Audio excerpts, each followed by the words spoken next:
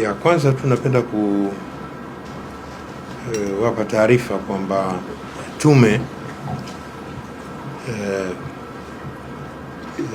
karibuni itafikia tamati ya kazi zake kwa kuwasilisha rasmi taarifa yake kwa Mheshimiwa Rais ambaye ndio mamlaka ya uteuzi siku ya Alhamis tarehe 23 ndio tutawasilisha taarifa ya tume. Kwa hiyo tumeona tuchukue fursa hii kwanza kusema hilo, lakini la pili pia tuwaeleze wananchi ukubwa wa kazi na ushirikiano mkubwa ambao tume imepata katika kutekeleza majukumu yake. Tume kama hizi za uchunguzi, kazi yake kubwa ni kutafuta ushahidi na inajikita kwenye ushahidi.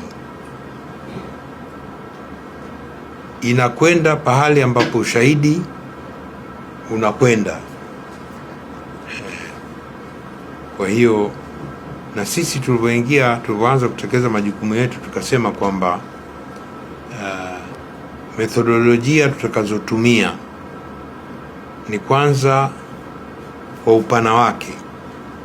Kwa hiyo maeneo yote, mikoa yote 11 tume imetembelea, wilaya 21, mikoa 11. Kwenye swala la kupata ushahidi, kuna mashahidi wengi ni waathirika. Tumekwenda kwenye mikoa 21, wilaya 21, mikoa 11 kuweza kumshirikisha kila mtu. Tumefanya kazi kwa uwazi, kwa upana. Kwa hii sasa imesaidia kupata naweza kusema mafuriko ya ushahidi. Hata sisi hatukutegemea kwamba tutapata ushahidi wa namna hivyo. Ripoti ambayo tutawasilisha,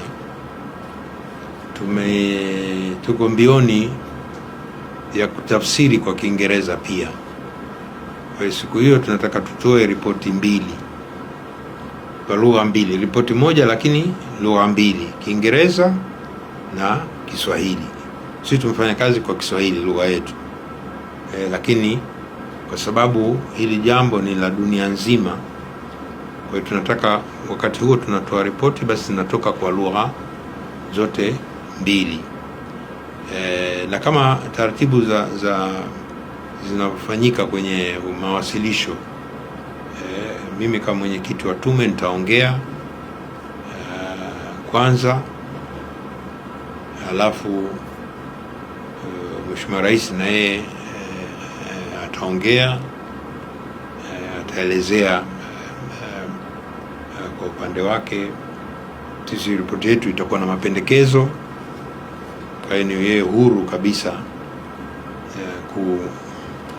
kusema, kuamua mapendekezo gani labda atayakubali au vipi kwa upande wake. Sisi ripoti yetu inajibu hadidu za rejea, ina hoja, tumebaini nini na tunapendekeza nini.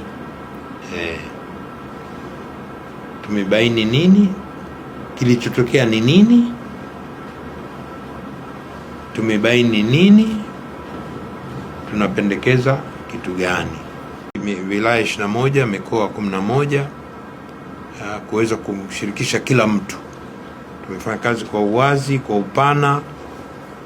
Kwa hii sasa imesaidia kupata naweza kusema mafuriko ya ushahidi. Hata sisi hatukutegemea kwamba tutapata ushahidi wa namna hivyo. Sasa ushahidi mkubwa ambao tume imepata ni ushahidi ambao tumepata chini ya kiapo, ambayo nitakuja kwenye swali lako la uzito wa ushahidi na kwa nini kiapo. Kwa hiyo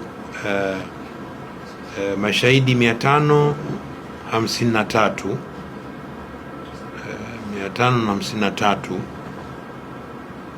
wameleta ushahidi kwa njia ya kiapo cha maandishi. kwa Kiingereza mna kitu tunaita affidavits, kiapo cha maandishi 553. Lakini sisi wenyewe kama tume tumeweza kuwasikiliza ana kwa ana, pia chini ya kiapo kwa wengi wao, mashahidi 1323 ambao tumewasikiliza ana kwa ana kwenye vikao vya faragha wengine, lakini wengine vikao vya wazi nje, ambao mtu anakula kiapo anasema mimi nitasema ukweli na ukweli mtupu, na anaapa kadri ya dini yake, Kristo kwa Biblia, Waislamu kwa msahafu, lakini wengine tu kwa kusema kwamba wata nini. Natarudia swali lako lile la maana nini kiapo na kina uzito gani. Kwa hiyo ni kundi moja la taarifa la ushahidi tulopokea, ushahidi wa viapo vya maandishi 553 na kuwasikiliza pia chini ya kiapo wengi wao kikao cha faragha au kikao cha nje 1317.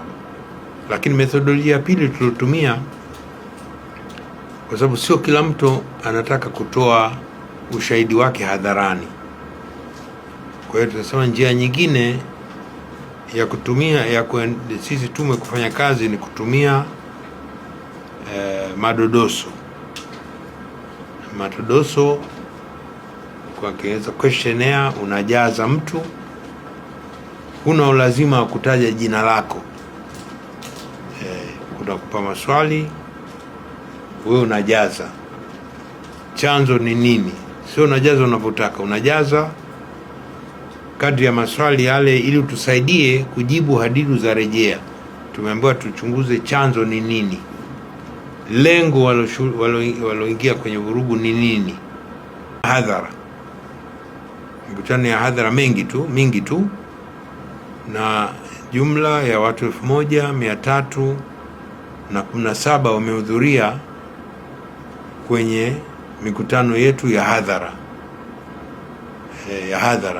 Unaona, hiyo ni kuonyesha uwazi wetu, uwazi wa tume kwenda kwa wananchi kuwasikiliza, na wengi walikuja pale, watu wa kila aina walikuja kusikiliza pale kwenye mikutano ya hadhara. Lakini pia tukasema njia nyingine pia mtu unaweza kutumia tume ujumbe wa simu, aidha ujumbe mfupi au ukatumia WhatsApp, ukatumia ujumbe na ukasema unachokitaka chako wewe cha kuchangia. Kwa jumla tumepokea hiyo ujumbe huo mfupi kwa watu 56,445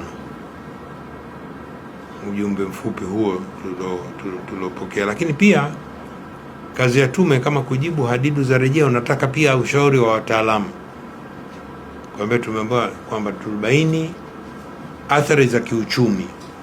Sasa lazima ulete wachumi, athari za kisaikolojia ulete watu wa ustawi jamii au nini, athari za vijana, vijana vipi, tuwe makundi ya vijana. Kwa hiyo makundi mbalimbali ya kitaalamu, ya wajasiriamali tofauti. Kwa hiyo hii makundi 201 tumefanya mikutano, majadiliano na makundi 201 ambayo ilihudhuriwa na watu 3565 wafani mbalimbali wa maeneo mbalimbali. Kwa hiyo ukijumuisha yote, nataka kusema tu kwamba tume imefikiwa na watu 63,603 ndio walioifikia tume. Kwa elimu hizi na mengine mengi, usisahau kutembelea katika kurasa zetu za Facebook, Twitter, Instagram pamoja na YouTube.